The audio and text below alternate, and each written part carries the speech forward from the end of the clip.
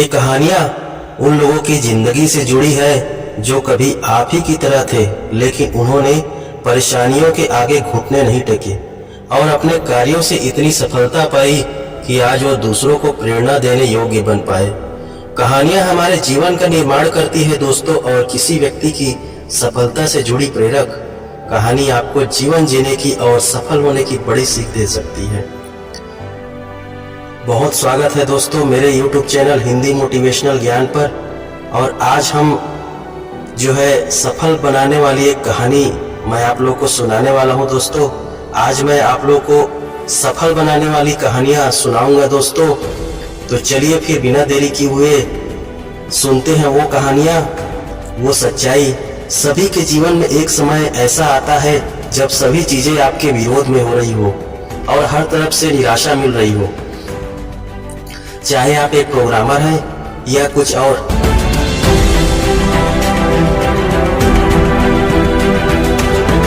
आप जीवन के उस मोड़ पर खड़े होते हैं जहां सब कुछ गलत हो रहा होता हो। अब चाहे ये कोई सॉफ्टवेयर हो सकता है जिसे सभी ने रिजेक्ट कर दिया हो, या आपका कोई फैसला हो सकता है जो बहुत ही भयानक साबित हुआ हो। लेकिन सही मायने में विफलता सफलता से ज्यादा महत्वपूर्ण होती है। हमारे इतिहास में जितने भी बिजनेसमैन, साइंटिस्ट और महापुरुष हुए हैं, वो जीवन में सफल बनने से पहले लगातार कई बार फेल हुए हैं। जब हम बहुत सारे काम कर रहे हो तो ये जरूरी नहीं कि सब कुछ सही ही होगा, लेकिन अगर आप इस वजह से प्रयास करना छोड़ देंगे तो कभी सफल नहीं हो सकते। हेनरी फोर्ड, जो बिलियनियर और विश्व प्रसिद्ध फोर्ड मोटर कंपनी के मालिक हैं, सफल बनने से पहले फोर्ड 5 अन्य बिजनेस में फेल हुए थे। कोई और होता तो 5 बार अलग अलग बिजनेस में फेल होने और डूबने के कारण टूट जाता, लेकिन फोर्ड ने ऐसा नहीं किया और आज एक बिलियनियर कंपनी के मालिक हैं। अगर विफलता की बात करें तो थॉमस अल्वा एडिसन का नाम सबसे पहले आता है, जिन्होंने हमारे जिंदगी में बल्ब जैसे एक चीज को सामने लाया और लाइट बल्ब बनाने से पहले उसने लगभग 1000 विफल प्रयोग किए थे। अल्बर्ट आइंस्टाइन, जो 4 साल की उम्र तक कुछ बोल नहीं पाता था और 7 साल की उम्र तक निरक्षर था, लोग उसको दिमागी रूप से कमजोर मानते थे, लेकिन अपनी थ्योरी और सिद्धांतों के बल पर वो दुनिया का सबसे बड़ा साइंटिस्ट बना।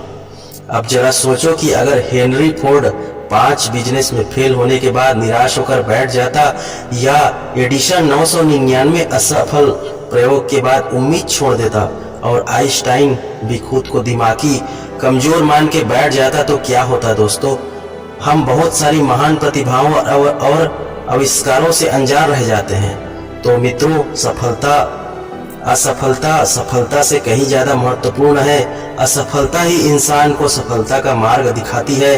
किसी महापुरुषों ने ये बात बहुत ही सही कही है दोस्तों, winners never quit and quitters never win.